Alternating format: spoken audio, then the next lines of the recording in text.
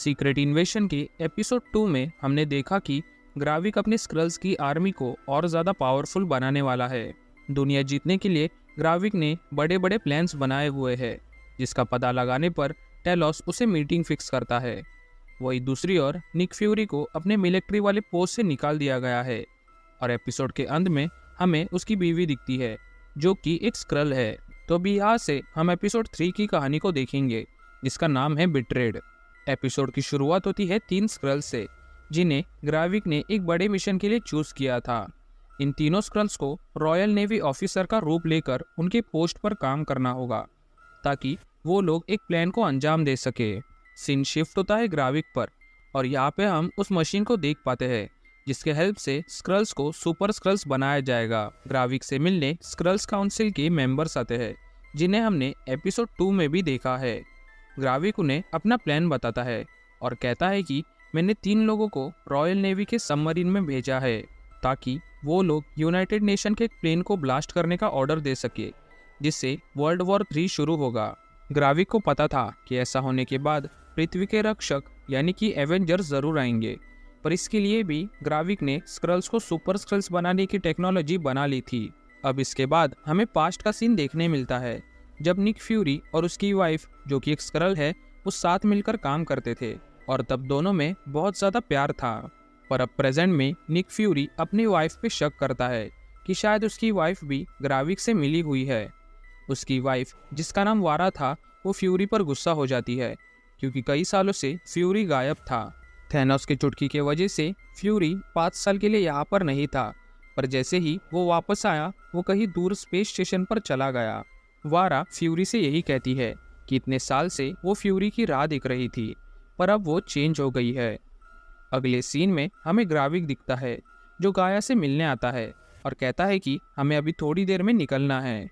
ग्राविक गाया को बताता है कि मुझे तुम्हारे डैड ने बुलाया है, यानी कि टेलोस ने, क्योंकि उन्हें शायद तुम्हारे बारे में बात करनी होगी। तभी ग्राविक को एक कॉल आता है, जिसमें वो अपना प्लान किसी को बता रहा था कि आज रात 10 बजे यूनाइटेड स्टेट के प्लेन पर हमारा नेपच्यून नाम का सबमरीन अटैक करने वाला है। ग्राविक जैसे ही टेलोस से मिलने जाता है, गाय अपने फ़ोन से टेलोस को इस हमले की इन्फॉर्मेशन देती है। ग्राविक टेलोस से म्यूजियम में मिलने जाता है, जहाँ पर वो एक पेंटिंग दिखाता है, जिसका नाम था स्टेटमैन ऑफ वर्ल्ड वॉर 1। इस पेंटिंग में वो सारे लोग थे जिन्होंने वर्ल्ड वॉर 1 के बड़े बड़े डिसीजंस लिए थे। ग्राविक का कहना था कि वो ऐसे पेंटिंग में आने के बजाय खुद मैदान में जाके जंग लड़ना पसंद करेगा। टेलोस बोलता है कि तुम अपने साथ बहुत सारे मासूम स्क्रल्स को भी जंग के मैदान में लाओगे, जो कि गलत है। ग्राविक उसकी बात नहीं सुनता और उल्टा उसकी बेटी यानी कि गाया के बारे में भला बुरा बोलने लगता है। इसलिए टेलोस गुस्से में आकर ग्राविक के हाथ में एक नाइफ घुसाकर वहां से चले जाता है। ग्राविक, जो कि अब सुपर स्क्रल बन चुका था, वो अपने हाथ को इजीली हील कर लेता है, जिससे हमें सुपर स्क्रल के पावर की एक छोटी सी झलक देखने मिलती है। बाहर आने पर टेलोस को एक आदमी छोटा सा फ़ोन देता है, जिसमें गाया ने आज के हमले के बारे में लिखा हुआ था। ये आदमी गाया ही होती है, जो कि रूप बदलकर अपने डैड को ये फ़ोन देने आई थी। इसके बाद टेलोस निक फ्यूरी को बुलाता है और आज के हमले के बारे में बताता है। पिछले एपिसोड में निक फ्यूरी और टेलोस का झगड़ा हुआ था, पर इसके बावजूद हमें दोनों में एक अच्छी केमिस्ट्री देखने मिलती है। इसके बाद निक सोनिया को फ़ोन लगाकर नेपच्यून सबमरीन के कमांडर का नाम और एड्रेस मांगता है। सोनिया पहले उसे सॉरी बोलने के लिए कहती है, क्योंकि फ्यूरी ने सोनिया पर नज़र रखने के लिए एक कैमरा फिट किया था, जो कि अब सोनिया को पता चल गया है। सॉरी बोलने पर फ्यूरी को उस आदमी का नाम और एड्रेस मिलता है, जो कि सबमरीन का कमांडर है। फ्यूरी और टेलोस सीधा उसके घर पे जाते हैं, पर वो कमांडर टेलोस को गन पॉइंट पे लेता है। वही दूसरी तरफ फ्यूरी भी उसके बेटे को गन पॉइंट पे लेके टेलोस को छोड़ने के लिए बोलता है। इस डील के बाद निक फ्यूरी उसे आज का मिशन, जो कि यूनाइटेड स्टेट के प्लेन को ब्लास्ट करना था, उस मिशन को पीछे लेने के लिए बोलता है।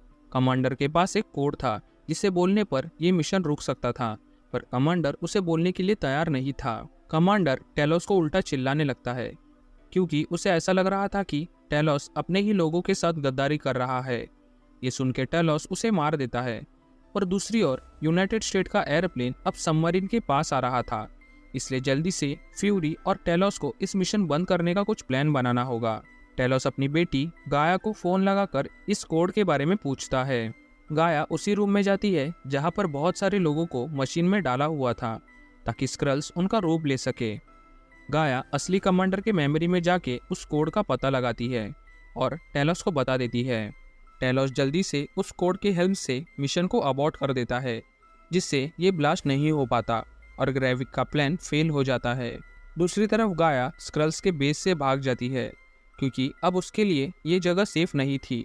गाया भाग रही थी, तभी उसके सामने ग्रेविक आता है और गाया को मार देता है क्योंकि उसे पता लग चुका था कि गाया ने हमें धोखा दिया है। सीन शिफ्ट होता है वारा पे, यानी कि निक फ्यूरी के बीवी पे। वारा अपने लॉकर रूम से एक गन को निकालती है और फिर किसी को फ़ोन कर कर बोलती है कि मुझे ग्राविक से मिलना है। शायद वारा ग्राविक को मारना चाहती है, पर इसके आगे की कहानी हम अगले एपिसोड में देखेंगे। और इसी के साथ ही एपिसोड की कहानी भी ख़त्म हो जाती है। अगर आपको वीडियो अच्छी लगी हो तो वीडियो को लाइक और चैनल को सब्सक्राइब कर देना। मिलते हैं अगले वीडियो में, तब तक के लिए this is movies mind signing off.